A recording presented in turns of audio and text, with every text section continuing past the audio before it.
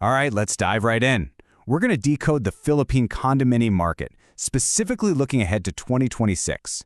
It's a super high-stakes game out there, and the difference between a fantastic investment and a really, really costly mistake, it all comes down to one thing: knowing how the professionals actually analyze the data. Today, we're opening up that very toolkit. First, I want you to just focus on this one number, 7 to 8 years, okay? What is that? Well, that's the estimated time it would take to sell every single available condo in Metro Manila at the current pace. It's a staggering figure, and it points to one huge thing: a massive oversupply in the market. So that leads to the million-dollar question, doesn't it? Whether you're a big developer thinking about building, or you're a potential investor looking to buy, in a market this flooded with options, how do you make sure you're making a smart move and not a disastrous financial mistake? Well, that's exactly what we're here to figure out.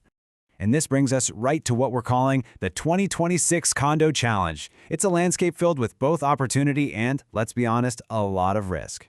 But the key is knowing how to read the signs, how to navigate it all with real precision. You see, the market right now is in what experts are calling a selective reset. Now, what does that actually mean?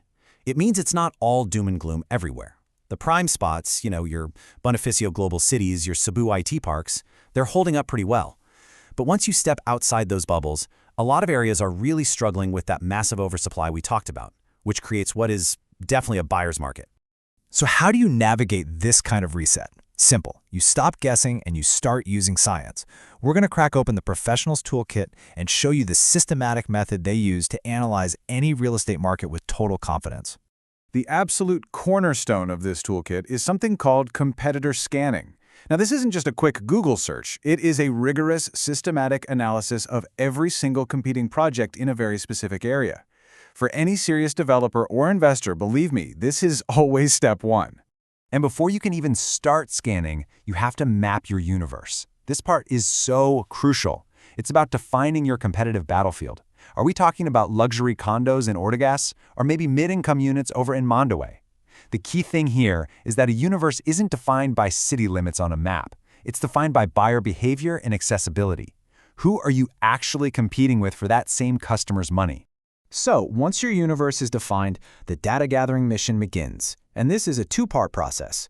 First, you've got primary research. That's the real, on-the-ground fieldwork. And second, you have secondary research. That's digging through all the reports and public data, the paper trail. Primary research means you're literally going to the sites, boots on the ground. You're observing how full the buildings actually look. You're checking the quality of the amenities, the overall condition. It also involves mystery shopping, pretending to be a buyer to get unfiltered real-time info on prices and payment terms. This is the kind of stuff you will never, ever find in an official report. Then, of course, you've got the secondary research. This is where you're digging into those big reports from firms like Colliers and JLL. You're pulling official stats from government agencies, and you're scraping real estate websites for all that juicy resale and rental data. This is how you build the complete 360-degree picture of the market. Okay, so you've gathered all that data. Now it's time for the analysis. I want you to think of this next part like a doctor checking a patient's vital signs. These are the key metrics that tell you the true health of the condo market. First up, the absorption rate. The formula is actually really simple. You take the units sold and you divide it by the total inventory. This one metric tells you exactly how quickly demand is soaking up all the available supply. So an absorption rate above 20%, that tells you it's a hot seller's market. Things are flying off the shelves. But below 15%, that means it's a buyer's market. And that's exactly the situation in many parts of Metro Manila right now, where supply is just flat out outpacing demand. Next is a really powerful forecasting tool. It's called months to exhaust, or sometimes inventory life. This tells you, at the current sales pace, exactly how many months it would take to sell every single available unit on the market. It's like a countdown clock for inventory. And this really puts it all into perspective. A healthy, balanced market usually has less than 3 years of inventory. Now, compare that to the 7 to 8 years we're seeing in Metro Manila. It just highlights the true scale of the oversupply challenge we're dealing with right now. So in a market like this, what separates a great investment from a poor one? Well, think of it this way. On one side, you have the growth engines, things like being close to a business district, a big new infrastructure project, or being built by a top-tier developer. And on the other side, you have the value killers, oversupply, a weak rental market, terrible accessibility. The whole goal is to find projects with way more growth engines and way fewer value killers. All right, let's start applying this knowledge. First, let's put on our developer hat. You're about to make a multi-billion peso decision. When exactly do you get the green light to build a new tower? The data gives you a very clear go signal.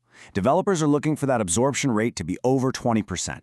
They want an inventory life under 3 years. And they're looking for price growth that's been consistently above 5% a year. And, crucially, they want to be near a major catalyst, like a new train station. If those boxes aren't ticked, they just don't build. Simple as that. Okay, developer hat comes off. Now, let's pivot to the investor's perspective. The really cool part is that you can use this exact same logic to decide not when to build, but when to buy. So what does a smart move look like for you, the investor? Well, you want to buy at the pre-selling stage to get the lowest possible price. You want to get in before a new infrastructure project opens and all the values spike. You've got to target areas with proven rental demand, like near BPOs or universities. And you always prioritize developers with a rock-solid reputation. This table here summarizes the entire approach just perfectly. It shows how developers and investors are looking at the exact same core indicators, inventory, absorption, growth, but they're using them to make different strategic decisions. It's the same data, just viewed through a different lens to answer a different question. And ultimately, this entire process is about one thing and one thing only. It's about transforming what might be a speculative gamble into a truly evidence-based investment strategy. By using this professional toolkit, you're no longer just guessing, you're calculating. And in a market this challenging, believe me, that makes all the difference in the world.